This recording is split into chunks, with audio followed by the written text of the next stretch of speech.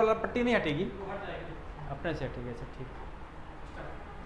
Hello everyone, कैसे हैं आप लोग। मैं कुमार आनंद आप लोगों के इस ऑनलाइन लर्निंग प्लेटफॉर्म अर्थसंवाद पर आप लोगों का एक बार पुनः हार्दिक स्वागत और अभिनंदन करता हूं। बेटा बेहतर उम्मीद करता हूं आप लोग पढ़ रहे होंगे, बेहतर तरीके से पढ़ रहे होंगे और उसी कड़ी में थोड़ा सा आप लोगों के एफर्ट को और बेहतर करने के प्रयास में मैं आपके सामने आज प्रस्तुत हूँ। ठीक है, आज के इस सेशन में हम लोग पढ़ेंगे मार्शल का गणनावाचक उपयोगिता विश्लेषण। ठीक, cardinal utility analysis which is given by Marshall. Marshall ने जो उपयोगिता विश्लेषण दिया था, उपभोक्ता के व्यवहार का जो विश्लेषण किया था, उसको उन्होंने कहा है गणनावाचक उपयोगिता विश्लेषण। ठीक है, गणनावाचक उपयोगिता विश्लेषण को गणनावाचक क्यों कहते हैं, इसका अर्थ क्या है, इसका अभिप्राय क्या है, इसके पहले वाली क्लासेस में हम लोगों ने बेहतर तरीके से देखा है। आज के इस सेशन में हम पुनः मार्शल के गणनावाचक उपयोगिता विश्लेषण से ऐसे 20 प्रश्नों का संग्रह लेकर के आपके सामने मैं प्रस्तुत हुआ हूँ, जो कि प्रश्न आपकी परीक्षा में विगत वर्ष की परीक्षाओं में पूछा जाता रहा है और उन फैक्ट से आने वाली परीक्षाओं में भी प्रश्न पूछे जाने की संभावना बनी रहती है। ठीक है, तो ऐसे 20 प्रश्नों का कलेक्शन लेकर के पुनः मैं आपके सामने हाजिर हूँ, प्रस्तुत हूँ, आप लोगों के एफर्ट को और बेहतर करने के अपने द्वारा किए गए वादे के साथ कि चलिए आज जो है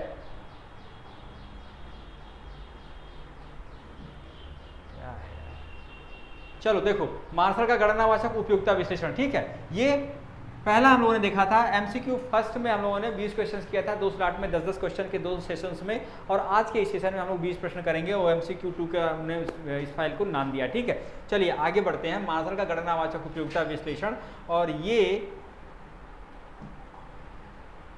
इसका पहला प्रश्न, आज के इस सेशन का पहला प्रश्न आपके बोर्ड पे है, ध्यान से पढ़ेंगे। सीमांत उपयोगिता सदैव ही प्राप्त होती है। सीमांत उपयोगिता मार्जिनल यूटिलिटी सदैव ही प्राप्त होती है किससे? वस्तु की पहली इकाई से।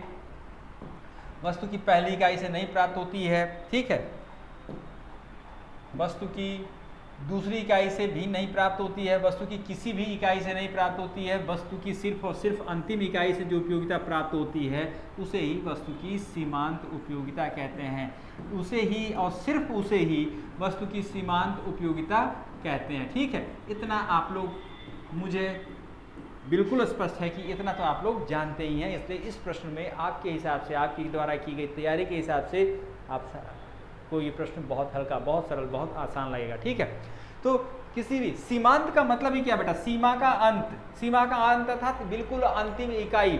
एक चीज और जान लीजिएगा कि जो हम लोग मार्शल का गणनावाचक उपयोगिता विश्लेषण पढ़ रहे हैं या फिर हिग्स का क्रमवाचक उपयोगिता विश्लेषण पढ़ेंगे, उसमें हम क्या, हमने जो मान्यता ली है, हमने क्या मतलब मार्शल ने या हिग्स ने जो मान्यता ली है वो ये लिया है कि वस्तु को छोटी छोटी, सबसे छोटी इकाई के रूप में भी विभाजित किया जाना संभव है। ठीक है, तो वस्तु की जो अंतिम इकाई है, अंतिम इकाई से जो प्राप्त उपयोगिता होगी वही वस्तु की क्या होगी? सीमांत उपयोगिता होगी।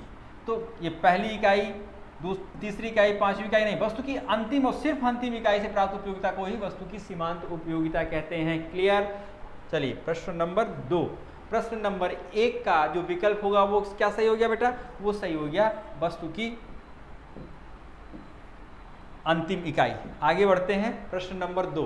प्रश्न नंबर 2, यदि DUX, बोर्ड पे आपके जो प्रश्न है वो उसको ध्यान से पढ़िएगा। ठीक है, यदि DUX वस्तु की कुल उपयोगिता में परिवर्तन हो, कुल उपयोगिता में परिवर्तन, सीमांत उपयोगिता क्या कहते हैं?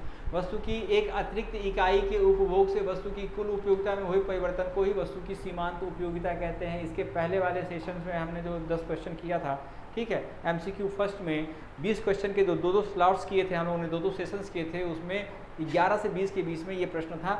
अगर आप लोगों को दिमाग से विस्मृत हो गया हो तो उस सेशन को फिर से एक बार देखिएगा, देखने की कोशिश करिएगा।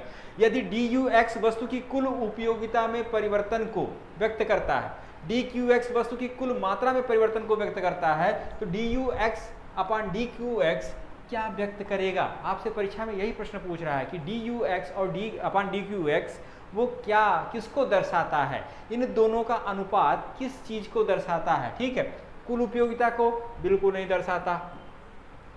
ठीक है, कुल उपयोगिता को बिल्कुल नहीं दर्शाता, औसत उपयोगिता को भी नहीं दर्शाता, औसत उपभोग को भी नहीं दर्शाता। ये किसको दिखाता है बेटा? ये सीमांत उपयोगिता को दिखाता है। ये किसको दिखाता है? ये सीमांत उपयोगिता को दिखाता है।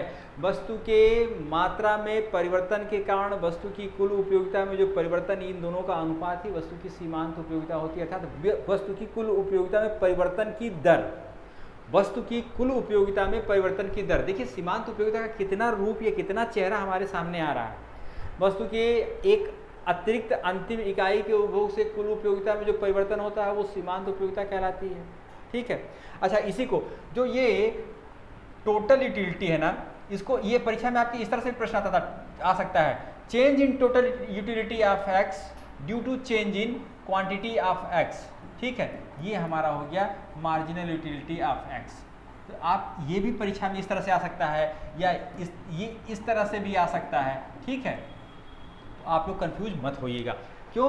क्योंकि वस्तु की अंतिम इकाई के उपभोग के कारण, वस्तु की अंतिम इकाई के उपभोग अर्थात वस्तु की कुल मात्रा में परिवर्तन और उसके कारण वस्तु की कुल उपयोगिता में परिवर्तन, इन दोनों के आपसी अनुपात को ही हम सीमांत उपयोगिता कहते हैं।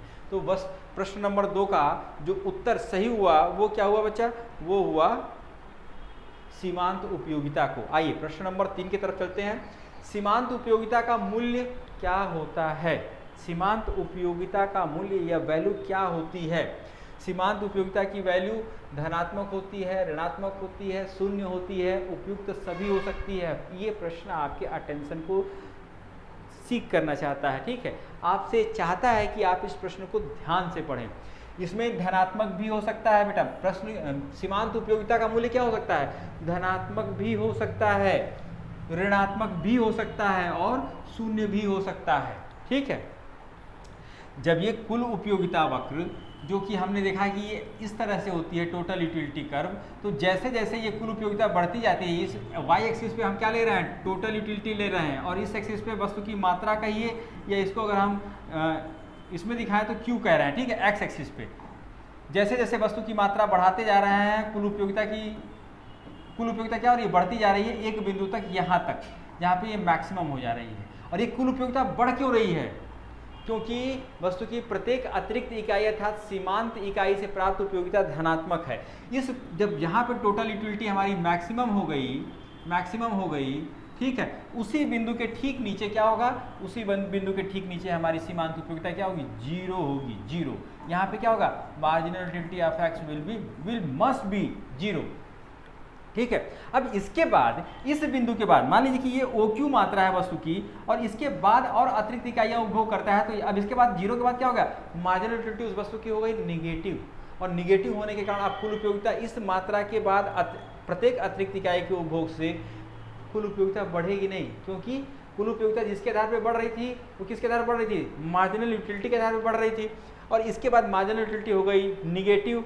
तो निगेटिव होने के कारण अब ये कुल उपयोगिता को क्रमशः जैसे जैसे अतिरिक्त इकाई उपभोक्ता करेगा या उपभोग करेगा, कुल मार्जिनल यूटिलिटी निगेटिव हो गई, और उसके कारण कुल उपयोगिता क्या हो गई? क्रमशः घटती हुई या गिरती हुई होती है, कम होने लगती है। ठीक है, तो हमने क्या देखा? सीमांत उपयोगिता इस खंड में क्या है, या इस पोर्शन में पॉजिटिव है, यहाँ पे 0 है, और इस 0 के बाद वाले पोर्शन में ये जो है ये नेगेटिव है। मतलब कि अगर हम देखें ध्यान से तो हम कह सकते हैं कि सीमांत उपयोगिता धनात्मक भी हो सकती है, ऋणात्मक भी हो सकती है और शून्य भी हो सकती है। और इस आधार पर हम कह सकते हैं कि इस प्रश्न का सही उत्तर क्या हुआ? इस प्रश्न का सही उत्तर हुआ प्रश्न नंबर 3 का विकल्प सही क्या हो गया? डी, उपयुक्त सभी। प्रश्न नंबर 4 पे आते हैं। क्वेश्चन नंबर 4, ये आपके बोर्ड पे है, ध्यान से पढ़ेंगे। कुल उपयोगिता वक्र के किसी बिंदु का ढाल, कुल उपयोगिता वक्र के किसी बिंदु का ढाल व्यक्त करता है। देखिए अभी आपने देखा था कि DUX अपान DQX ये कुल उपयोगिता वक्र का ढाल है, ये स्लोप है। ठीक है, और ये स्लोप जो है वो क्या व्यक्त कर रहा है? वो व्यक्त कर रहा है किसी वस्तु की सीमांत उपयोगिता को। जैसे ये वस्तु का मान लीजिए कि टोटल यूटिलिटी कर्व है। ठीक है, यहाँ से इस बिंदु पे अगर मान लीजिए हम बनाते हैं तो ये आधार से जितना कोण बनाता है, अब ये यहाँ पे आ गया तो इस बिंदु पे क्या हो गया? इस बिंदु पे जो है और कम हो गया, आधार से कोण और कम हो गया। यहाँ पे अगर हम देखेंगे तो ये एकदम 0 हो गया। ठीक है, तो क्या हो गया, पहले यहाँ पे 60 डिग्री है, फिर 45 डिग्री हो रहा है, फिर 40 डिग्री हो रहा है, फिर करते करते जैसे जैसे उपयोगिता बढ़ती जा रहा है, वस्तु की उपभोग की मात्रा या क्रय की मात्रा उपभोक्ता बढ़ाता जा रहा है, वैसे वैसे सीमांत उपयोगिता गिरती जा रही है। और इस गिरने के कारण ही इस वस्तु का वक्र क्या है, टोटल यूटिलिटी कर्व का वक्र क्या है, ऐसा है। इसका प्रत्येक बिंदु जब इस पे हमको ढाल प्राप्त करना होगा अर्थात स्लोप प्राप्त करना होगा तो क्या करते हैं, यहाँ मान लीजिए तो इसको हम एक्स मतलब एक आधार रेखा से मिला देते हैं, और ये जो होगा ना, यही थीटा या कोण जो है इस बिंदु पर इस टोटल यूटिलिटी कर्व का ढाल होगा। ठीक है, तो इसका प्रत्येक बिंदु, टोटल यूटिलिटी कर्व का प्रत्येक बिंदु क्या दिखा रहा है, ये टोटल यूटिलिटी कर्व का प्रत्येक बिंदु क्या दिखा रहा है, मार्जिनल यूटिलिटी ऑफ एक्स को दिखा रहा है, और वो ये चीज इंडिकेट कर रहा है इसको। ठीक है, तो इस प्रश्न के आधार पे हम क्या कहेंगे, इस प्रश्न के आधार पे हम कहेंगे कुल उपयोगिता वक्र के किसी बिंदु का ढाल, कुल उपयोगिता वक्र का प्रत्येक बिंदु जो है उस बिंदु पर जो ढाल होगा उस बिंदु के वस्तु के उस बिंदु की सीमांत उपयोगिता को, उस मात्रा की सीमांत उपयोगिता को दिखाया, उस बिंदु की सीमांत उपयोगिता को दिखाया। ठीक है,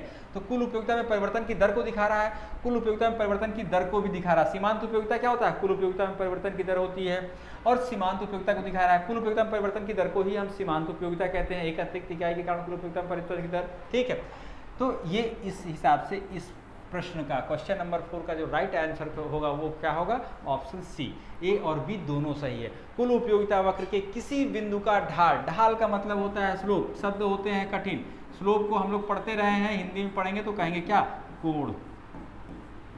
ठीक है, और ये जो कोण है कुल उपयोगिता वक्र का वो उस बिंदु पर मार्जिनल यूटिलिटी को दिखाता है, और ये मार्जिनल यूटिलिटी क्या है, कुल उपयोगिता में परिवर्तन की दर को दिखाता है। क्लियर है, तो कुल उपयोगिता में परिवर्तन की दर को भी ढाल व्यक्त करता है और सीमांत उपयोगिता को भी ढाल व्यक्त करता है, दोनों एक ही चीज है, कहने का अर्थ अलग अलग, कहने का तरीका अलग अलग है, और इस आधार पर ये प्रश्न क्वेश्चन नंबर 4 का जो सही विकल्प होगा वो क्या होगा, सही। कुल उपयोगिता में वह वृद्धि है, प्रश्न को अच्छे से पढ़ेंगे, वस्तु की किसी मात्रा की सीमांत उपयोगिता, कुल उपयोगिता में वह वृद्धि है जो कि उपभोग में एक इकाई के वृद्धि के परिणाम स्वरूप प्राप्त होती है। ये सीमांत उपयोगिता किसको कहते हैं उसको बता रहा है ये लाइन। ठीक है, सीमांत उपयोगिता की यह परिभाषा किसके द्वारा दी गई है। कुछ प्रश्न ऐसे आते हैं जो हमें बहुत परेशान करते हैं, और खासकर जब परिभाषा किसी चीज़ की पूछी गई होती है तो परिभाषा प्रायः हम रटते नहीं हैं, कॉन्सेप्ट को समझ लेते हैं, उस पर प्रैक्टिस कर लेते हैं, वो हमारे लिए कॉन्सेप्ट क्लियर हो जाता है, उस पर कैसा भी प्रश्न आता है इधर से या उधर से तो हम कर लेते हैं। लेकिन जब परिभाषा होती है ना, तो एक ही चीज़ की परिभाषा 4 अर्थशास्त्रियों ने दिया है, तो जाहिर सी बात है कि चारों अर्थशास्त्रियों की परिभाषा लगभग समान होगी, शब्दों का हेरफेर होगा या थोड़ा बहुत अंतर होगा उसमें। तो जब परिभाषा पूछ लेता है तो वहाँ पे हमारी कलम क्या होती है, रुक जाती है, दिमाग हमारा जो है वहाँ पे गड़बड़ होने लगता है। ऐसी स्थिति में कुछ परिभाषाएं जो महत्वपूर्ण परिभाषाएं हैं उसको 2-3-4 बार जब हम पढ़ लेते हैं उसके बारे में मुतमईन हो जाते हैं। जब प्रश्न आता है उससे संबंधित परीक्षा में ना, तो हमारा दिमाग हमको ताकीद कर देता है कि घबराने की बात नहीं है, इधर उधर भटकने की बात नहीं, ये परिभाषा इन महोदय की है। इसी तरह की ये परिभाषा पूछ रहा है आपसे, वस्तु की किसी मात्रा की सीमांत उपयोगिता कुल उपयोगिता में वह वृद्धि है जो कि उपभोग में एक इकाई के वृद्धि के परिणाम स्वरूप प्राप्त होती है। सीमांत उपयोगिता की यह परिभाषा किस अर्थशास्त्री द्वारा दी गई है। बेटा ये परिभाषा ना, ये परिभाषा बोल्डिंग के द्वारा दी गई है, केनेथ ई बोल्डिंग इनका पूरा नाम है, याद रखिएगा ये परिभाषा केनेथ ई बोल्डिंग के द्वारा दी गई है। सीमांत उपयोगिता के संदर्भ में इन्होंने अपने विचार व्यक्त किए हैं, तो और महत्वपूर्ण विचार हैं, इसलिए इनसे संबंधित प्रश्न आपकी परीक्षा में आ सकता है। ठीक है, प्रश्न नंबर 6, सीमांत उपयोगिता ह्रास नियम का प्रयोग सर्वप्रथम किसने किया था। सीमांत उपयोगिता ह्रास नियम,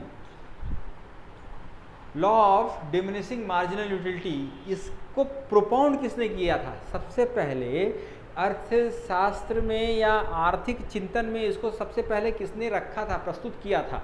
ठीक, गॉसेन ने, बेंथम ने, जेवंस ने, मेंगर ने।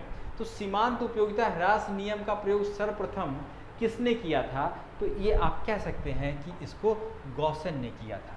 इसको क्या किया था, गॉसेन ने किया था। ठीक है, जैसा हमने आपके इसके पहले कहा था कि गॉसेन क्या थे, जर्मन अर्थशास्त्री थे, और गॉसेन ने जो है अर्थशास्त्र के गणितीय विश्लेषण पर ज़्यादा फोकस किया है, और इन्होंने इसके संबंध में एक पुस्तक भी लिखी है। जाहिर सी बात है जर्मन की भाषा, जर्मनी में थी, वो जर्मन भाषा में थी। ठीक, तो गॉसेन ने ये क्या है, आत्मनिष्ठ संप्रदाय के, अर्थशास्त्र के आत्मनिष्ठ संप्रदाय से संबंधित अर्थशास्त्री, यहाँ से भी आपकी परीक्षा में प्रश्न पूछा जा सकता है।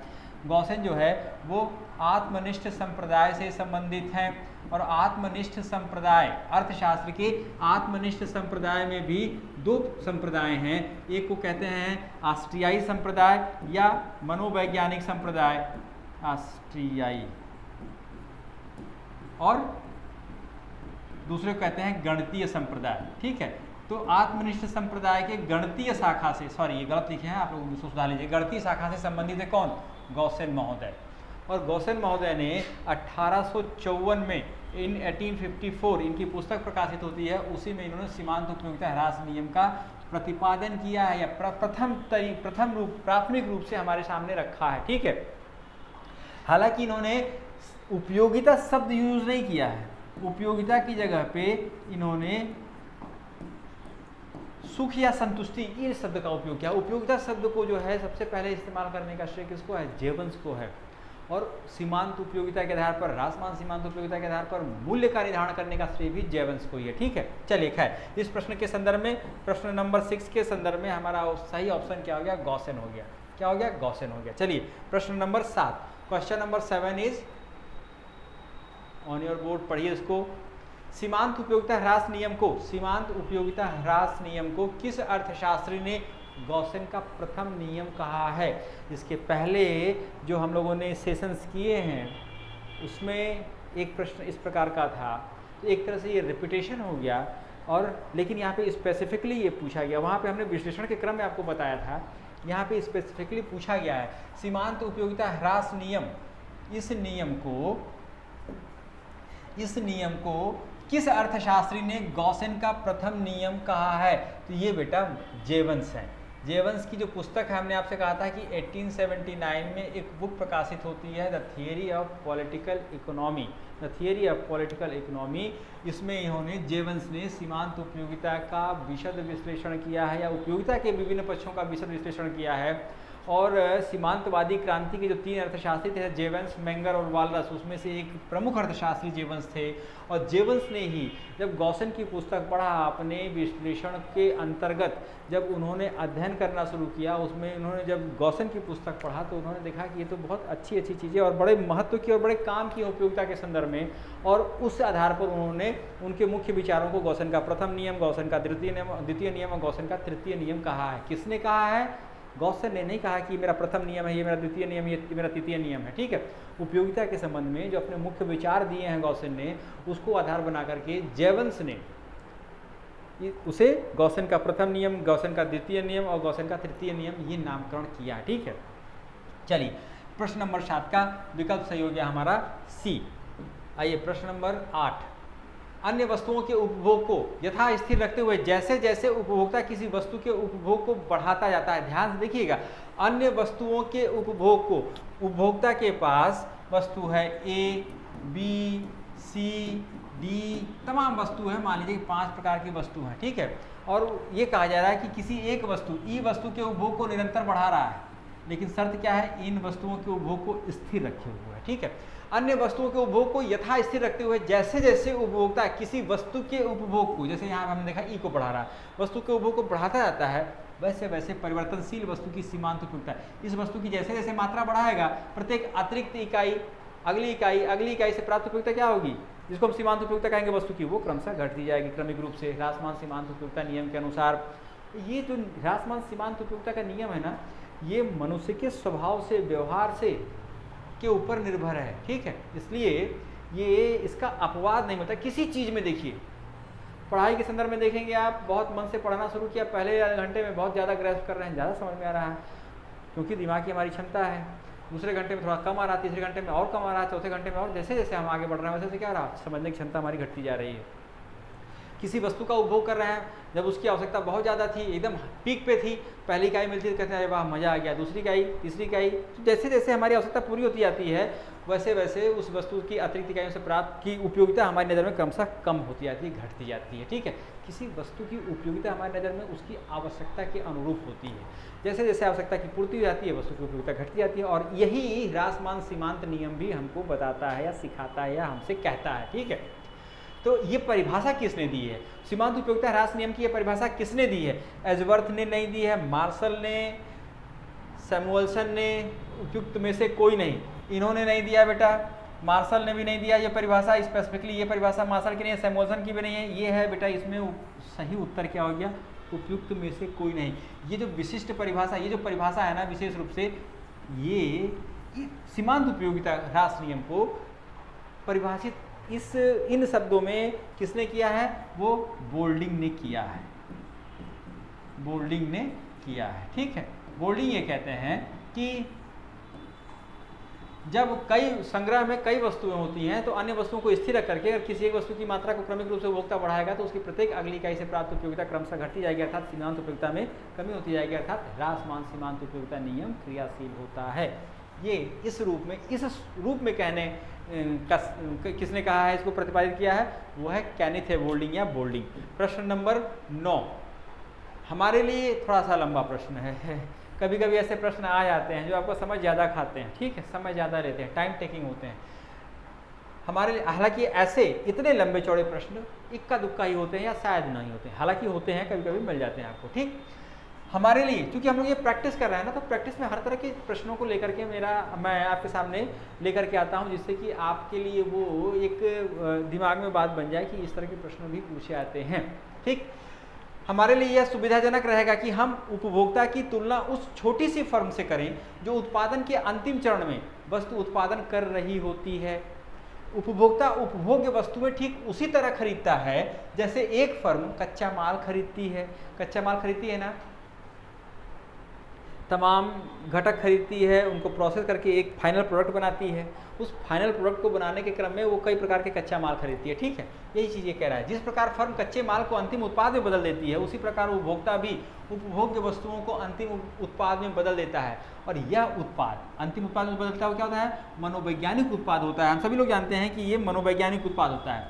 क्या उपयोगिता, अर्थशास्त्र की परिभाषा में इसे उपयोगिता कहते हैं। यह कथन किसका है, यह कथन किसका है, यह कथन भी बेटा केनेथ ए बोल्डिंग का है। याद रखिएगा कि जब इतना लंबा चौड़ा, खासकर जब किसी फर्म से के उत्पादन से उपभोक्ता की उपयोगिता की तुलना की जाती है और बड़े लंबे चौड़े में इसकी तुलना करके आपके सामने प्रश्न के रूप में दिया जाता है, तो ऐसा केनेथ ई बोल्डिंग से ही संबंधित है। केनेथ ई बोल्डिंग ने इसको कहा है। ठीक है, सीधी सी बात है, जब हम खाना बनाते हैं तो क्या करते हैं, सब्जी खरीदते हैं, सब्जी में भी 3-4 तरह की सब्जी होती है, उसमें मसाला होता है, उसमें तेल होता है, उसमें आग होती है, कच्चे माल इकट्ठा करते हैं, उसको प्रोसेस करते हैं, खाना बनाते हैं। जब खाना बन जाता है, ठीक है, तो वो हमारी भूख को सब शांत करने की, भूख को संतुष्ट करने की स्थिति में आ जाता है। फाइनली जब हमारे प्रोडक्ट के रूप में, तो उसको हम उपभोग करते हैं, खाते हैं, उससे हमको उपयोगिता प्राप्त होती है, जो अनुभूति या संतुष्टि प्राप्त होती है, उसको उपयोगिता कहते हैं। ठीक, तो इन्होंने उपभोक्ता की तुलना एक उत्पादक से की है। उपभोक्ता छोटी छोटी वस्तुओं को कच्चे माल के रूप में इकट्ठा करके प्रोसेस करके उससे एक फाइनल प्रोडक्ट बनाता है। उसी तरह से उपभोक्ता विभिन्न वस्तुओं में, उसी प्रकार से उपभोक्ता क्या करता है, वो उपभोग्य वस्तुओं को अंतिम उत्पाद में बदल देता है। अंतिम उत्पाद क्या है, उपयोगिता है। ऐसा कहने वाले केनेथ ई बोल्डिंग है। प्रश्न नंबर 10, व्यापक अर्थों में उपयोगिता समूची मानवीय क्रियाओं का अंतिम उत्पाद है। व्यापक अर्थों में उपयोगिता समूची मानवीय क्रियाओं का अंतिम उत्पाद है। इसके पहले वाले प्रश्न में, 9 नंबर प्रश्न में जो हम लोगों ने देखा था, उसी का विस्तार है, अर्थात ये भी बोल्डिंग महोदय से ही संबंधित है। प्रश्न नंबर 10 का सही विकल्प यहाँ पे क्या हो गया, विकल्प सी सही होगा। क्लियर है। व्यापक अर्थों में उपयोगिता समूची मानवीय क्रियाओं का अंतिम उत्पाद है। हम जो भी करते हैं, आप पढ़ाई कर रहे हैं, क्यों कर रहे हैं, पढ़ाई से आपको परीक्षा में सफल होना है ना। जब सफल होंगे तो जो अनुभूति होगी वही उपयोगिता। ये जो प्रयास कर रहे हैं, ये किताब खरीद रहे हैं, ये किताब पढ़ रहे हैं, ये वाली क्लास ले रहे हैं, ये यूट्यूब क्लास देख रहे हैं, आप सबको इकट्ठा करके उसको फाइनल प्रोडक्ट में दे रहे हैं, उसको कैसे प्राप्त करेंगे, सफलता के रूप में। जब सफल होंगे तभी आपके इस प्रयास की उपयोगिता या महत्ता होगी, उपयोगिता प्राप्त होती है। उससे जो अनुभूति, सुखद अनुभूति होती है, वो आपके लिए उपयोगिता होती है ना। तो जो भी हम करते हैं उसका अंतिम उत्पाद हम करते हैं, मतलब उपभोक्ता जो करता है उसका अंतिम उत्पाद क्या है, उसका अंतिम उत्पाद जो है वो उपयोगिता है। यही ये बात कह रहे हैं, उपयोगिता समूची मानवीय क्रियाओं का अंतिम उत्पाद है। ऐसा कहने वाले, ऐसा विचार देने वाले केनेथ ई बोल्डिंग है। प्रश्न नंबर 10 का विकल्प हो गया सही सी। प्रश्न नंबर 11, मार्शल द्वारा प्रतिपादित निम्न में से कौन सा या कौन से नियम ह्रासमान सीमांत उपयोगिता नियम पर आधारित है। इसके पहले वाले सेशन में हम लोग प्रश्न करने के संदर्भ में हम लोगों ने देखा था कि ह्रासमान सीमांत उपयोगिता नियम ये एक नियम है, क्योंकि ये मनुष्य के व्यवहार से बहुत घनिष्ठ तरीके से जुड़ा हुआ है और सभी वस्तुओं के उपभोग के संदर्भ में ये सही साबित होता है, इसलिए इसको नियम का नाम दे दिया गया। क्या? ह्रासमान सीमांत उपयोगिता नियम। वस्तु की जैसे जैसे अतिरिक्त इकाइयों का उपभोग करते जाएंगे वैसे वैसे उनसे प्राप्त उपयोगिता अर्थात सीमांत उपयोगिता में क्रमशः कमी होती जाएगी, जिसको हम कहेंगे ह्रासमान सीमांत उपयोगिता नियम। और मार्शल द्वारा प्रतिपादित निम्न में से कौन सा या कौन से नियम ह्रासमान सीमांत उपयोगिता नियम पर आधारित हैं? तो मांग का नियम भी ह्रासमान सीमांत उपयोगिता नियम पर आधारित है। सम सीमांत उपयोगिता नियम अर्थात उपभोक्ता के संतुलन के लिए जो शर्त निर्धारित होती है उसको हम सम सीमांत उपयोगिता नियम कहते हैं। ठीक है, तो उपभोक्ता का संतुलन अर्थात सम सीमांत उपयोगिता नियम भी ह्रासमान सीमांत उपयोगिता नियम पर आधारित है और उपभोक्ता का बचत भी ह्रासमान सीमांत उपयोगिता नियम पर आधारित है। प्रश्न नंबर 11 का सही विकल्प हो गया उपयुक्त सभी अर्थात ऑप्शन डी सही है इसमें। चलिए आगे बढ़ते हैं, अगले प्रश्न की तरफ चलते हैं। 12 प्रश्न नंबर 12 क्वेश्चन नंबर 12 ह्रासमान सीमांत उपयोगिता की व्यापक प्रासंगिकता को देखते हुए हमने आपसे कहा ना कि ये मनुष्य के व्यवहार के मूल व्यवहार से जुड़ा हुआ है। किसी भी वस्तु का हम उपयोग करते हैं, किसी भी वस्तु का, कोई ऐसा व्यक्ति है जो आपको बहुत अच्छा लगता है, उसका साथ आपको बहुत अच्छा लगता है, ठीक है, तो जब दूरी हो जाती है ना तो साथ चूंकि मिलता नहीं है तो उसकी उपयोगिता आपके लिए बहुत बढ़ जाती है। जब वो आके आपके साथ रहने लगता है, जब पहली मुलाकात होती है तो उसमें वो मुलाकात का क्षण बहुत बेहतरीन होता है। जैसे जैसे साथ बीतता जाता है, समय बीतता जाता है, उस साथ में रहने का, उस व्यक्ति के साथ रहने का, वैसे वैसे उसका महत्व, उसके प्रति ललक, उसके प्रति चाह, उसके प्रति इच्छा क्रमशः घटती जाती है। और कभी कभी तो ऐसा आ जाता है कि लगता है कि नहीं यार इंडिफरेंट हो गए, आप पूर्ण संतुष्ट हो जाते हैं। पूर्ण संतुष्ट मतलब कि अब जो उस व्यक्ति के साथ रहने की ललक थी ना वो समाप्त हो गई, मतलब उस व्यक्ति के साथ की जितनी आवश्यकता थी वो हो गई कंप्लीट। खैर, ये हमने आपको व्यवहारिक उदाहरण से बताने की कोशिश की। ह्रासमान सीमांत उपयोगिता की व्यापक प्रासंगिकता है। व्यापक प्रासंगिकता मतलब मनुष्य के जो मूल चरित्र है, मूल प्रवृत्ति है, उससे जुड़ा हुआ है, इसलिए ये व्यापक रूप से प्रासंगिक है। और इसकी प्रासंगिकता, व्यापक प्रासंगिकता को देखते हुए किस अर्थशास्त्री ने इसे सर्वव्यापी मानने का सुझाव दिया? मतलब इसका अपवाद नहीं दिखता है बेटा, और ये हर जगह दिखता है। मनुष्य के व्यवहार के लिए ये बहुत व्यापक है और सर्वव्यापी है। इसका अपवाद बहुत कम दिखाई देता है, बहुत कम दिखाई देता है। क्या? अब जब शराबी शराब पीने जाएगा तो क्या करेगा? पहला पैक, दूसरा पैक, तीसरा पैक, चौथा पैक, तो शुरू में जैसे जैसे वो शराब पीता जाएगा उसकी शराब के लिए उपयोगिता बढ़ती जाएगी। अपवाद है। पैसा क्या है? पैसा भी अपवाद है, क्योंकि लालच का अंत नहीं है। 1000 नहीं है तो सोचेंगे 1000 हो जाए, 10,000 नहीं है, 1000 जब हो जाता है सोचते हैं 10,000 हो जाए, 10,000 हो जाता है सोचते हैं 1 लाख हो जाए। इस तरह से जैसे जैसे हमारे पास ज़्यादा पैसा आता जाता है, पैसे के प्रति और अलग बढ़ती जाती है। तो इक्का दुक्का क्षेत्र ही ऐसे हैं जो इस ह्रासमान सीमांत उपयोगिता नियम के अपवाद के रूप में हमारे सामने आते हैं। अन्यथा मनुष्य के व्यवहार से संबंधित जितनी गतिविधियाँ हैं ना, सब पे ये नियम लागू होता है। अर्थात ये एक तरह से कह सकते हैं सर्वव्यापी है और इसका अपवाद बहुत कम देखने को मिलता है। और इसकी इसी विशिष्टता, ह्रासमान सीमांत उपयोगिता नियम की इसी विशिष्टता के कारण किसी अर्थशास्त्री ने इसको सर्वव्यापी मानने का, यूनिवर्सल मानने का सुझाव दिया है। और ऐसे अर्थशास्त्री हैं टॉजिंग है, ठीक है। इन्होंने कहा है कि अपवाद को, ह्रासमान सीमांत उपयोगिता नियम के अपवाद न होने की स्थिति को देखते हुए और ये मनुष्य के व्यवहार से मूलतः जुड़े रहने के कारण, सभी घटकों पर, सभी इच्छाओं पर लागू होने के कारण इसको हम सर्वव्यापी नियम भी कह सकते हैं। सर्वव्यापी मानने का सुझाव टॉजिंग ने दिया है इसको। 13 की तरफ आते हैं। चलिए क्वेश्चन नंबर 13, ये आपके बोर्ड पे है, ध्यान देंगे इसको। प्रश्न नंबर 13 को पढ़ेंगे। कुल उपयोगिता और सीमांत उपयोगिता में क्या संबंध होता है? कुल उपयोगिता जो है वो सीमांत उपयोगिता के ऊपर ही निर्भर होती है। जैसे बाप पिता पुत्र के ऊपर निर्भर हो जाता है ना। कहेंगे कैसा, कैसे सर? पुत्र ही पिता के ऊपर निर्भर होता है। अरे बुढ़ापा भी आता है पिता का भैया। जब बुढ़ापा आता है ना तो बुढ़ापे की लाठी, बुढ़ापे का सहारा कौन बनता है? पुत्र या पुत्री। पुत्री और पुत्र में अंतर की बात मैं नहीं कर रहा हूँ, मैं संतति की बात कर रहा हूँ, ठीक है। चलिए खैर, कुल उपयोगिता और सीमांत उपयोगिता में क्या संबंध होता है? कुल उपयोगिता और सीमांत उपयोगिता में जो संबंध होता है उसको TUN अर्थात n इकाई से प्राप्त, किसी वस्तु की 1, 2, 3 अप टू n इकाई तक कोई वस्तु व्यक्ति उपभोक्ता उपभोग कर रहा है तो उससे प्राप्त कुल उपयोगिता क्या होगा? TUN। इस रूप में दिखा रहा है, ठीक है। TUN ये बराबर होता है MUN, पहली इकाई से प्राप्त सीमांत उपयोगिता, दूसरी इकाई से, तीसरी इकाई से और सबको जोड़ते हुए n इकाइयों से प्राप्त उपयोगिता, कुल n इकाइयों से प्राप्त उपयोगिता। तो कुल उपयोगिता और सीमांत उपयोगिता में क्या संबंध होता है? ये भी सही है इस संदर्भ में। TUN is equal to summation of marginal utility of n, ये भी सही है। इसी को दूसरे रूप में कहना, ये कहा यहाँ पे कहा गया है, ठीक है। इसी बात को दूसरे रूप में यहाँ पे किया गया, प्रस्तुत किया गया है। दोनों का अर्थ या अभिप्राय एक ही है बेटा। और तो यहाँ पे क्या है, ए भी सही है, बी भी सही है, और यहाँ पे ऑप्शन सी क्या दे रहा है, ए और बी दोनों सही है। तो ऑप्शन यहाँ पे सही हो गया सी। प्रश्न नंबर 13 का सही उत्तर क्या हो गया, सी। सही विकल्प सही होगा सी। प्रश्न नंबर 14, कुल उपयोगिता में परिवर्तन की वह दर जो किसी वस्तु की मात्रा में एक निश्चित अल्प परिवर्तन, जैसे हमने आपसे कहा ना कि पूर्ण विभाज्य मानते हैं, मार्शल वस्तु की इकाइयों को, वस्तु को पूर्ण विभाज्य मानते हैं, मतलब उसको छोटी से छोटी इकाई में विभक्त करने की सुविधा है। हालांकि व्यवहारिक जगत में हम लोग ऐसी सुविधा नहीं देते। स्पेन की ये एक आकार है, इसी आकार के कारण इसकी उपयोगिता है, ठीक है। अब इसको छोटे से छोटे इकाई में विभाजित नहीं कर सकते हैं, लेकिन वो अपने विश्लेषण को प्रतिपादित करने के लिए मान्यता लेते हैं कि वस्तु पूर्ण विभाज्य है, ठीक है। तो कुल उपयोगिता में परिवर्तन की वह दर जो किसी वस्तु की मात्रा में एक निश्चित अल्प परिवर्तन, अर्थात एक इकाई, अल्प परिवर्तन मतलब एक इकाई के परिवर्तन के कारण होती है, कहलाती है। जाहिर सी बात है, कुल उपयोगिता में परिवर्तन की दर या कुल उपयोगिता में परिवर्तन एक अतिरिक्त इकाई के उपभोग से, वस्तु की एक अतिरिक्त इकाई के उपभोग से या प्रयोग से जो कुल उपयोगिता में परिवर्तन होता है उसे वस्तु की सीमांत उपयोगिता कहते हैं।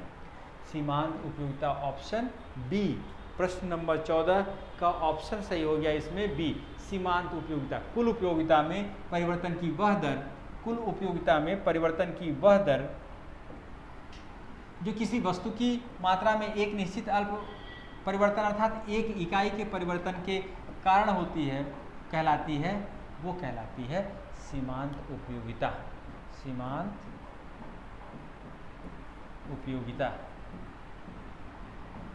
ठीक है, मार्जिनल यूटिलिटी। चलिए प्रश्न नंबर 15, किसी वस्तु की क्रमिक इकाइयों के उपभोग के क्रम में एक बिंदु ऐसा आता है जब उपभोक्ता पूर्ण संतुष्ट हो जाता है। ये हमारा व्यवहारिक अनुभव कहता है।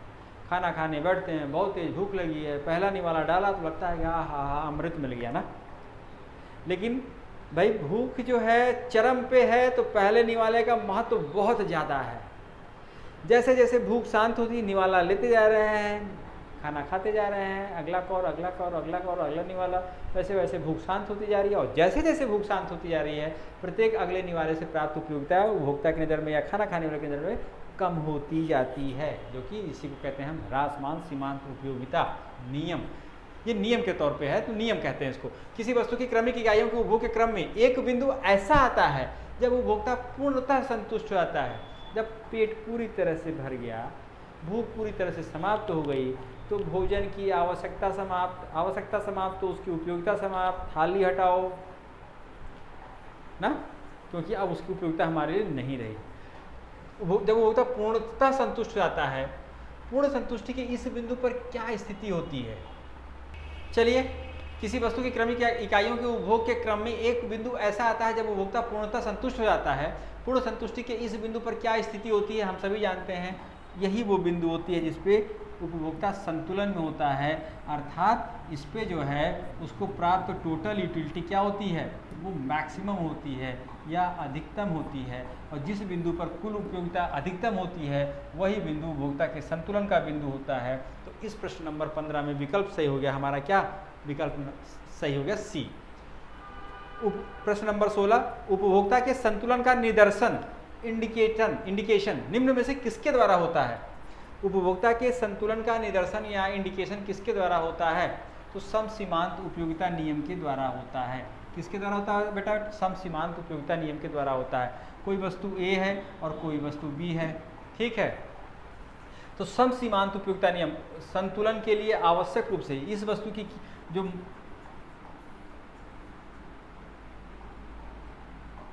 मार्जिनल यूटिलिटी ए है, इसको हम कहेंगे मार्जिनल यूटिलिटी बी। इसको इस तरह से दिखा रहे हैं, ठीक है।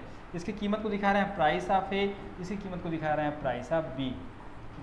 तो संतुलन कब होगा, उपभोक्ता के संतुलन के राह में सबसे बड़ा रोड़ा क्या है, सबसे बड़ा रोड़ा या सबसे बड़ी बाधा या व्यवधान क्या होता है, उसके पास निश्चित मात्रा में मुद्रा राशि होती है, उसकी आय निश्चित होती है, ठीक है। और उस निश्चित आय के आधार पर ही या द्वारा ही वो अपने उपयोगिता को अधिकतम करना चाहता है। सभी उपयोगिताओं को संतुष्ट नहीं कर सकता पूरी तरह से, क्योंकि उपयोगिताएं अनंत होती हैं उसके पास मुद्रा की मात्रा बहुत सीमित है। अर्थशास्त्र की उत्पत्ति यहीं पे होती है। हम लोगों ने जब अर्थशास्त्र की परिभाषा पढ़ा था तो बड़े व्यापक रूप से उसमें हम लोगों ने देखा था, ठीक है, दुर्लभता का, अर्थशास्त्र की दुर्लभता संबंधी परिभाषा, ठीक है।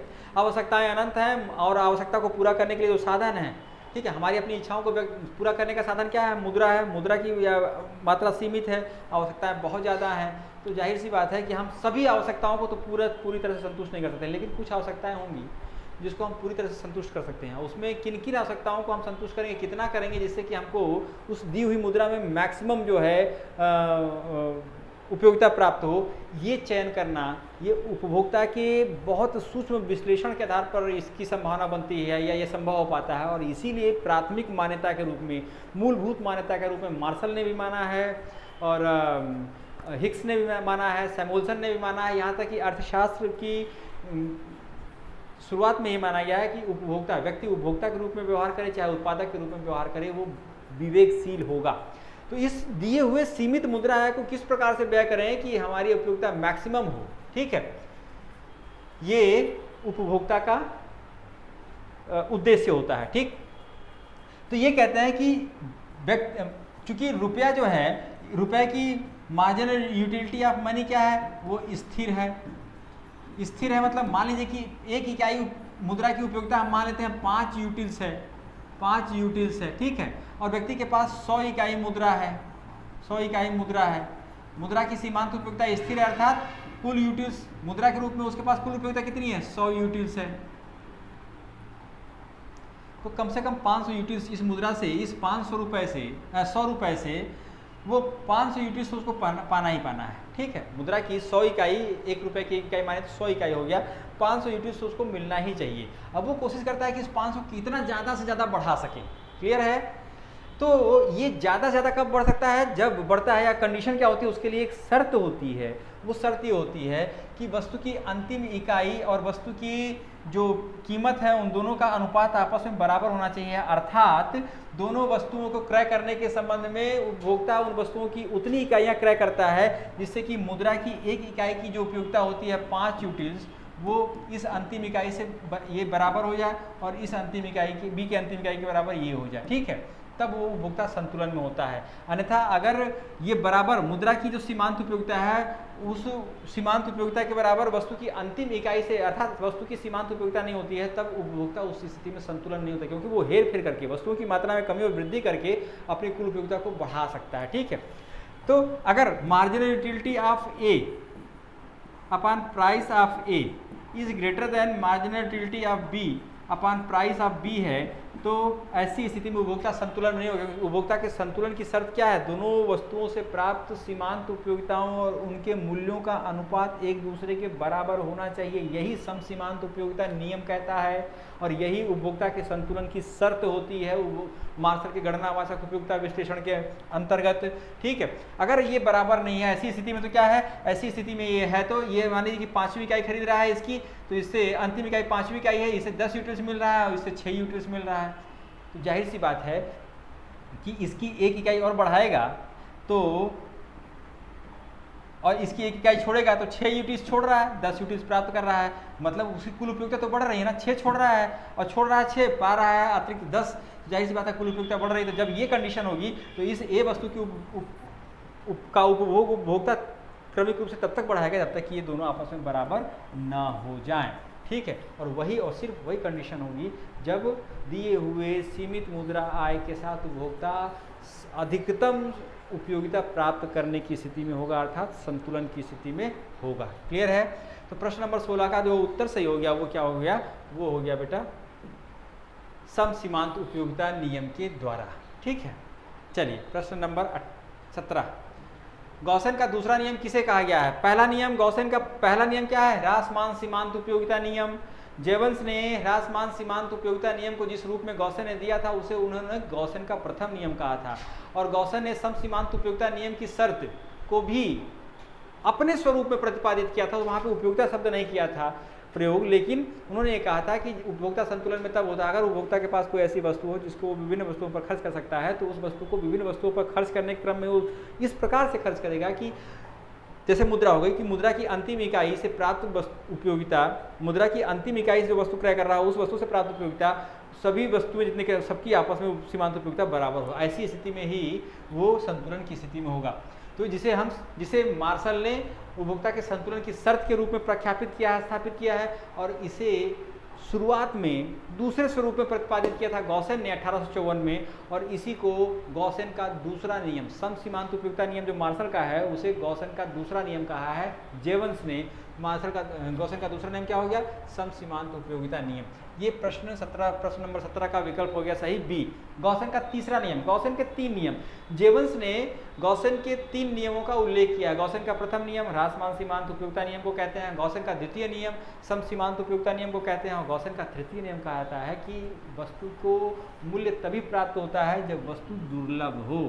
दुर्लभ हो मतलब उपलब्धता में सीमित हो, और दुर्लभ हो या उपलब्धता में सीमित हो का मतलब क्या है? डिमांड ज़्यादा हो, सप्लाई कम हो, तभी उस वस्तु की उपयोगिता मूल्य होती है। अन्यथा अगर वस्तु की मांग कम है और उपलब्धता ज़्यादा है तो वस्तु का कोई मूल्य ही नहीं होगा। तो वस्तु की दुर्लभता ही वस्तु के मूल्य का कारक होती है, ये गॉसेन का तीसरा नियम है। ठीक है, किसी वस्तु को मूल्य तभी प्राप्त होता है जब वो दुर्लभ होती है, गॉसेन का तीसरा नियम है।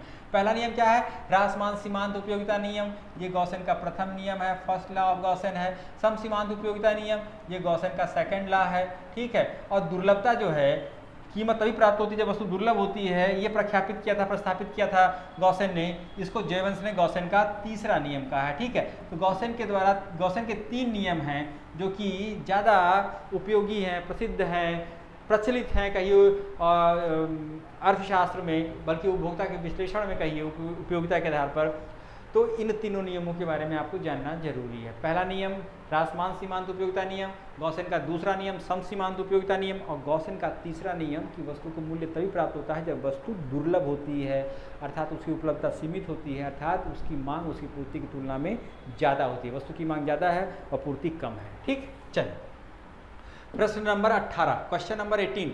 यदि 2 वस्तुएं x और y हो, जहां x वस्तु और y वस्तु की सीमांत उपयोगिताएं क्रमशः MUX और MUY हो, तथा x और y वस्तु की कीमत क्रमशः PX और PY हो, तो उपभोक्ता संतुलन की स्थिति वहां होगी जहां, अभी इसके पहले हम लोग यही चर्चा कर रहे थे ना, इसके पहले हम लोग यही चर्चा कर रहे थे, संतुलन की स्थिति कहाँ होगी? दोनों वस्तुओं से प्राप्त सीमांत उपयोगिता और कीमत का अनुपात दोनों वस्तुओं का बराबर हो। ठीक है, किसी का कम या किसी का ज़्यादा होगा तो उपभोक्ता संतुलन में नहीं होगा, क्योंकि हमने आपसे बताया था कि 1 रुपये हम किसी वस्तु पे खर्च करते हैं तो अपने दिमाग में इस चीज़ का गुणा गणित करते हैं कि 1 रुपये की उपयोगिता जो हमारी नज़र में है, उस 1 रुपये से जो वस्तु खरीद रहे हैं इसकी उपयोगिता उतनी है कि नहीं जितना 1 रुपये की उपयोगिता हमारे का मूल्य हमारी नज़र में है। अगर उससे कम होगा तो उस वस्तु को हम कतई नहीं खरीदेंगे, क्योंकि हम विवेकशील हैं, दिए हुए साधन से अधिकतम उपयोगिता प्राप्त करने की कोशिश करते हैं, तभी हमारा संतुलन निर्धारित होता है। ठीक है, तो किसी भी वस्तु को उपभोक्ता तब तक खरीदेगा जब तक मुद्रा की उपयोगिता उस वस्तु की अंतिम इकाई से प्राप्त उपयोगिता अर्थात सीमांत उपयोगिता के बराबर हो जाए।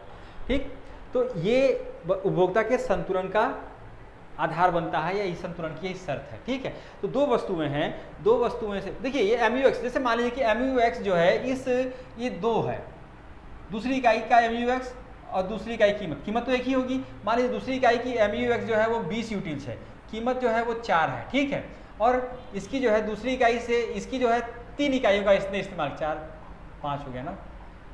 इसकी जो अंतिम इकाई है उसकी उपयोगिता जो है सीमांत उपयोगिता 15 है। ठीक है, और उसकी कीमत क्या है? 3 है। ऐसी स्थिति में ही ये 5 बराबर 5 होगा। क्लियर है, और यही मुद्रा की 1 इकाई की सीमांत उपयोगिता भी होगी या सीमांत उपयोगिता होगी, और ऐसी स्थिति में ही उपभोक्ता संतुलन में होगा। जब ये कंडीशन होगी तभी उपयोगिता जो है उपभोक्ता को अधिकतम उपयोगिता प्राप्त होगी।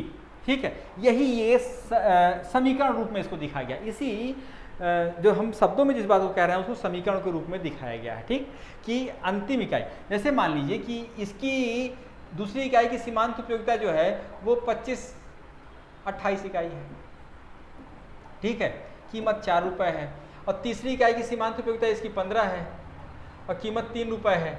तो इसे ये 7, इस तीसरी इकाई से x की तीसरी इकाई से 7 यूटिल्स उपयोगिता प्राप्त हो रही है, और इससे 5 यूटिल्स उपयोगिता प्राप्त हो रही है। तो इसको छोड़ेगा, इसको छोड़ के इसको खरीदेगा तो इसे 7 होगा ना, तो इसकी कुल उपयोगिता दो से इसकी कुल उपयोगिता बढ़ जाएगी। ऐसी स्थिति में तो जाहिर सी बात है कि इसकी एक इकाई को छोड़ देगा और इसकी जगह पे एक इकाई x को और खरीदेगा, और इससे क्या होगा, इससे उसकी कुल उपयोगिता में वृद्धि होगी। और ये वृद्धि तब तक होगी जब तक कि ये दोनों आपस में बराबर ये कंडीशन ना प्राप्त हो जाए। यही समसीमांत उपयोगिता नियम अर्थात उपभोक्ता के संतुलन की शर्त है, जो मार्शल ने अपने गणनावाचक उपयोगिता विश्लेषण में निर्धारित किया है, स्थापित किया है। ये अनिवार्य शर्त है। ठीक है, चलिए प्रश्न नंबर 18 का ऑप्शन ए सही हुआ। अगला प्रश्न देखते हैं, प्रश्न नंबर 19, निम्न में से कौन समसीमांत उपयोगिता नियम को व्यक्त करता है? निम्न में से कौन समसीमांत देखिए समसीमांत क्या है, सम शब्दों पे भी थोड़ा सा दिमाग लगाएंगे ना तो इसमें आपको समसीमांत उपयोगिता, ठीक है, उपभोक्ता के संतुलन की आवश्यक शर्त है। मतलब ये है कि जितनी वस्तुएं खरीदी जा रही हैं उन सभी वस्तुओं के अंतिम इकाई से प्राप्त XYZ, ठीक है, अंतिम इकाई से प्राप्त जो उपयोगिता अर्थात सीमांत उपयोगिता है वो बराबर होनी चाहिए। ठीक है, और यही स्थिति होगी तभी उपभोक्ता संतुलन में होगा। 10 किसी से ज़्यादा अगर मान लीजिए हो रहा है, किसी से कम हो रहा है तो क्या करेगा, ज़्यादा वाले को, इसको जिससे कम हो रहा है उसको हटा देगा, ज़्यादा वाले को एक इकाई और खरीदेगा। जैसे जैसे इसकी इकाई की मात्रा बढ़ती जाएगी, इसकी रासमान सीमांत उपयोगिता नियम के कारण उसकी प्रत्येक अतिरिक्त इकाई से प्राप्त उपयोगिता सीमांत उपयोगिता क्रम से घटती जाएगी, और जिसका छोड़ता जाएगा उसकी उसका भंडार जो है वो क्रम से घटता जाएगा तो उसकी उपयोगिता सीमांत उपयोगिता बढ़ती जाएगी, और एक स्थिति आएगी कि वो दोनों आपस में बराबर हो जाएंगे। जब ये बराबर हो जाएंगे तभी उपभोक्ता संतुलन में होगा, अर्थात सिर्फ और सिर्फ इसी स्थिति में कि विभिन्न वस्तुओं की अंतिम इकाई से प्राप्त सीमांत उपयोगिता वो परस्पर आपस में समान हो, और यही एकमात्र वो आधार है जिसके आधार पर उपभोक्ता संतुलन को प्राप्त करता है, अर्थात अधिकतम उपयोगिता प्राप्त करता है। और इसमें ये पूछा जा रहा है, प्रश्न क्या पूछा जा रहा है, प्रश्न पूछा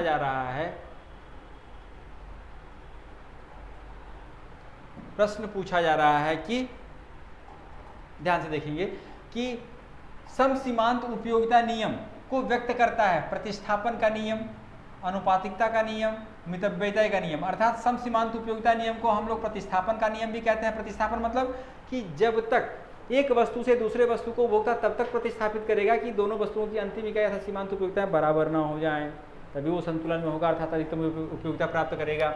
अनुपातिकता का नियम मतलब marginal utility of x upon price of x will must be equal to marginal utility of y upon price of y, दोनों के अनुपात कीमत और सीमांत उपयोगिता कीमत अनुपात बराबर होना चाहिए, इसलिए इसको अनुपातिकता का नियम भी कहते हैं। और इसको मितव्ययता का नियम भी कहते हैं कि जितनी मुद्रा है उसे अधिकतम उपयोगिता प्राप्त करना। इसलिए इस प्रश्न में हमारा सही उत्तर क्या हो गया, डी, उपयुक्त सभी। समसीमांत उपयोगिता नियम को प्रतिस्थापन का नियम भी कहते हैं, अर्थात प्रतिस्थापन का नियम समसीमांत उपयोगिता नियम को भी व्यक्त करता है। अनुपातिकता का नियम यहाँ पे जो लिखा गया वो भी समसीमांत उपयोगिता नियम का ही दूसरा नाम है, और मितव्ययता का नियम भी समसीमांत उपयोगिता नियम का ही दूसरा नाम है। अर्थात समसीमांत उपयोगिता नियम को इन 3 अन्य नामों से भी जाना जाता है। ठीक है, चलिए प्रश्न नंबर 20 आज के अंतिम प्रश्न पे आते हैं। जब प्रत्येक दिशा में व्यय की सीमांत इकाइयों से उपयोगिता में समान वृद्धि प्राप्त होती है तो उपयोगिता अधिकतम होती है, ये कथन कहा गया है। अभी हमने आपको इसको हम समसीमांत उपयोगिता नियम कहते हैं, और समसीमांत उपयोगिता नियम जो है वो उपभोक्ता के संतुलन की शर्त है। समसीमांत उपयोगिता नियम, और समसीमांत उपयोगिता नियम उपभोक्ता के संतुलन की शर्त है। और ये शर्त किसने प्रतिपादित किया है, इस शर्त को व्यवस्थित रूप से प्रतिपादित करने का श्रेय मार्शल साहब को जाता है, और मार्शल साहब ने जो है ही ये बात कही है। तो इसमें हमने सॉरी ये समसीमांत उपयोगिता नियम मार्शल ने व्यवस्थित रूप से व्यक्त किया है, लेकिन यहाँ पे जब प्रत्येक दिशा में व्यय की सीमांत इकाइयों से उपयोगिता में समान वृद्धि प्राप्त होती है तो उपयोगिता अधिकतम होती है। अर्थात समसीमांत उपयोगिता नियम को इस रूप में व्यक्त किसने किया है, ये आपसे प्रश्न में पूछा जा रहा है बेटा। तो मार्शल ने नहीं किया है, बेनहम ने नहीं किया है, टॉसिग ने नहीं किया है, ये चीज लिखा है हिग्स ने। देखिए जब इस प्रकार का प्रश्न, उत्तर क्या हो गया सही, इसमें विकल्प डी सही हो गया। जब इस प्रकार का प्रश्न आएगा ना तो हम जानते हैं कि मार्शल का योगदान इसके संबंध में है, तो हम क्या करेंगे, आंख बंद करेंगे, मार्शल वाले विकल्प पे सही लगाएंगे और सोचेंगे हम तो सही लगाए हैं। लेकिन इस तरह के भी प्रश्न आते हैं। जिस क्षेत्र में जिस अर्थशास्त्री का बहुत ज़्यादा नाम होता है उसके संबंध में अन्य अर्थशास्त्रियों द्वारा भी विचार व्यक्त किया गया होता है, छिटपुट थोड़ा बहुत, तो कभी कभी उससे भी प्रश्न आता है। ठीक है, यहाँ पे प्रत्येक दिशा मतलब सभी वस्तुओं पर जितनी वस्तुएं क्रय की गई हैं, प्रत्येक वस्तु की अंतिम इकाई से प्राप्त उपयोगिता 10 यूटिल्स 10 यूटिल्स 10 यूटिल्स 10 यूटिल्स जब तक इस प्रकार का नहीं हो तब तक उपयोगिता अधिकतम नहीं होगी। यही कह रहा था, प्रत्येक दिशा में व्यय की सीमांत इकाइयों से उपयोगिता में समान वृद्धि प्राप्त होती है तो उपयोगिता अधिकतम होगी। और उपयोगिता अधिकतम मतलब उपभोक्ता का संतुलन होगा, जिसको मार्शल ने समसीमांत उपयोगिता नियम कहा है। लेकिन इस रूप में इस बात को कहने का श्रेय किसको या किसने कहा है? ये J.R. हिक्स ने कहा है। ठीक है, इन 20 प्रश्नों के साथ आज का मार्शल का गणनावाचक उपयोगिता विश्लेषण संबंधी जो ये प्रश्न रहे हैं, इन 20 प्रश्नों के साथ आज का ये सेशन होता है समाप्त। और इसमें कुछ प्रश्न जो कि और शेष रह गए होंगे उसको पुनः आपके सामने प्रश्न के रूप में प्रस्तुत करूंगा अगले सेशन में। मतलब गणनावाचक उपयोगिता विश्लेषण में जहाँ जहाँ से प्रश्न बन सकते हैं उन सभी प्रश्नों को आपने देख लिया। अब ये समझ लीजिए ना कि बड़ा मुश्किल है कि इससे परीक्षा में बाहर से आपके प्रश्न आए। मार्शल की गणनावाचक उपयोगिता विश्लेषण के इस चैप्टर से या इस टॉपिक से प्रश्न पूछेगा तो इन सभी ये जो प्रश्न हम लोगों ने किया है इन्हीं प्रश्नों में से आपको प्रश्न मिल जाएगा एग्जाम में, क्योंकि जितने फैक्ट्स हैं, जितने तथ्य हैं, जितना एनालिसिस है उनको सबको प्रश्न के रूप में, सभी इंपॉर्टेंट फैक्ट्स और जो संबंधित फैक्ट्स को प्रश्न के रूप में मैंने आपको यहाँ पे कराया है। मार्शल की गणनावाचक उपयोगिता विश्लेषण हम लोग ने अभी तक क्या किया, 40 प्रश्न कर लिया बेटा।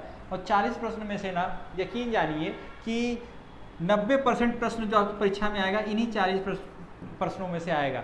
ठीक है, देखिए कुछ होता है कि हम लोग कहते हैं ये नहीं, ये प्रश्न नहीं पूछे। कभी कभी जो प्रश्न बनाने वाला होता है उसको भी प्रश्न के रूप में पिक कर लेता है कि सब सोचते हैं कि ये प्रश्न नहीं बनेगा लेकिन इसी को पूछते हैं। देखें किसने कितना थॉरली स्टडी किया है, और यही तो कंपटीशन है और इसी का तो जो मूल्यांकन होता है आपकी परीक्षा के माध्यम से।